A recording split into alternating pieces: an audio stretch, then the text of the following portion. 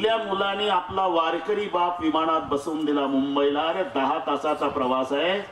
भोवताल सगळे परदेशातले तांबडे लोक होते, टोमॅटो सारखे कलर, मक्याच्या कणसाचे केस तसे डोक्याचे केस. हा बास, हे कळलं. त्याच्यात एवढा झेंडा भेटला भारतातला बसला. ते सगळे इंग्रजीतून निंदा करू लागले झेंड्यावाल्याची. आता याला काय कळतं, याला काय घेणं आहे? विमान उड्डाण झालं, पिशे महाराज डोळे मिटले, जपमाळ काढली, विठ्ठल विठ्ठल विठ्ठल विठ्ठल. 10 तास अमेरिका येईपर्यंत.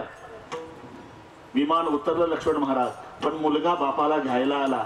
10-20 अधिकारी हाताखाली, 10-20 चारचाका अंगरक्षक म्हणून एवढा अधिकारी मुलगा. आणि बाप जेव्हा उतरला तर सगळ्या समाज, कारण झेंडा एवढाच बघितला होता अमेरिकेच्या लोकांनी झेंडा.